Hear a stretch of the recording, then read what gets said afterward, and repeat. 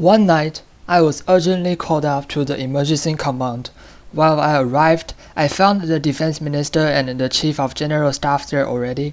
Then they briefed me the news. One of our fighters was shot down by a Rumbug missile in our border with them, but it has been confirmed that the fighter was on our territory all the time, meaning that this is a serious provocation. The furious generals, both the defense minister and the chief of general staff, all suggest that we should retaliate back in a steadfast manner, preferably by shooting down one of their jets. But Lucien and the foreign secretary suggest a more diplomatic approach.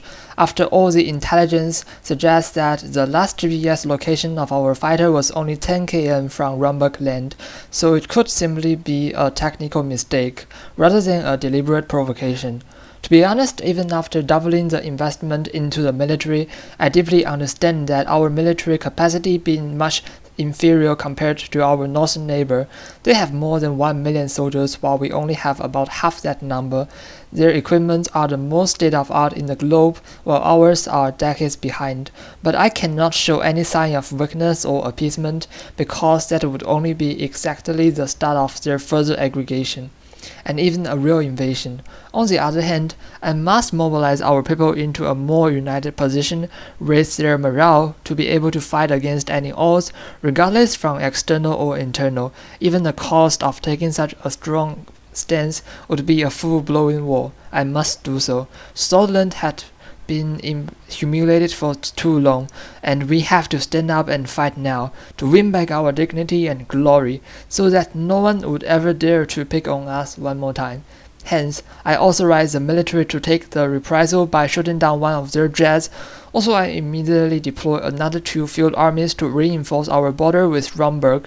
Even my son, his battalion, is also one of the units that would be sent to the front. The defense minister told me this, and I didn't try to intervene. After all, we are all the sons of Sordland, and if our country falls, there's no way to flee. This is also a sign to our people and to all the nations that we will take no step back. All of this pay back. After learning our rapid border reinforcement and hawkish official response, the Queen of Rumbug was kind of frightened or deterred. Their build-up of troops on the border was halted, and the war eventually didn't come. It was a great boost to our morale, and millions of people went to the street involuntarily to pay tribute to those soldiers who were urgently deployed to the border on the edge of a bloody war. This will be an unforgettable page in our history. Our triumph also strengthened our global standing. Immediately after the crisis, President of Arcadia announced a state visit to our capital and officially invited us to join the Arcadian Trade Treaty. This is the so-called capitalist bloc, in the opposite of the communist Cartagena Security Pact. It would be a risky move, take consideration of our geopolitics, but also a lucrative one in terms of both trade and security. We have muddled through the border crisis with Rumbug by bravery and luck, but I am not tempted to bet the whole country on the luck anymore in the future. Hence, I decided to join the Arkansas Trade Treaty. Domestically, there are not many oppositions because of the nationwide disdain towards communism after endless chaotic strikes and unrest caused by the Unionists. Also, the army is generally against communists. Globally, the feedback is divided on both sides. Countries in the Cartagena Security Pact denounce us and roll out a series of embargoes and sanctions, while the countries in the Arkansas Trade Treaty showed a surprisingly warm gesture, giving us extremely lucrative free trade agreement and economic aid packages we desperately need. Moreover, Arkansas Air Force were allowed to use our airbase, and we held drills with Lesbia Navy to show our strong position in the ocean. Not long after, I had a state visit to Welland, our neighbor to the south and who also suffered from colonialism and civil war like us. Some say it is skewed toward the communist bloc, but I don't think so.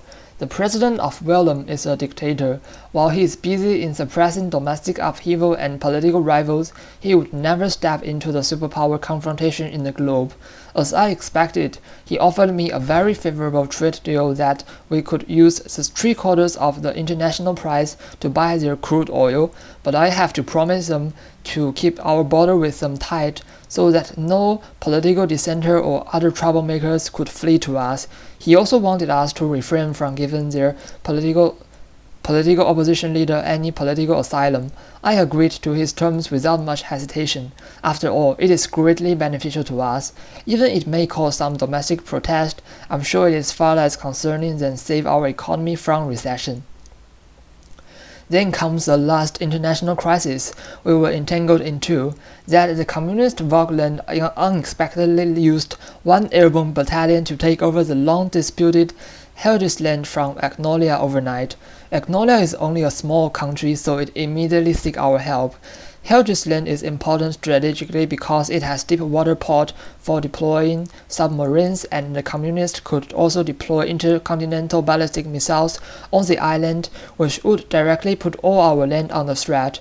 We can't tolerate such sort of Damocles over our head. Hence, I ordered 2 marine battalions to secretly land on the island and infiltrate the port to assist the Agnolia reinforcement to take back the island. Once we informed the Acacia Trade Treaty Command, they immediately lodged protest on the Union of Nations and provided economic assistance to Agnolia.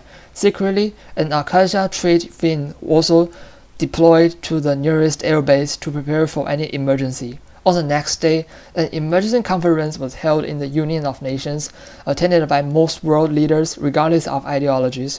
During the meeting, most communist leaders denounced Sordland and Agnolia, while most democratic countries denounced Sordland. The spotlight was on the president of Sordland entirely when he pounded his chew on the desk to express his anger, while most of us burst into laughter, as we are all clear that the Union of Nations is only an accepted forum for the expression of international hatred, and of course solves no problem. The real problem is only solved on battlefield, and hence we won this time, no matter how loud that old buffer bounced his shoe.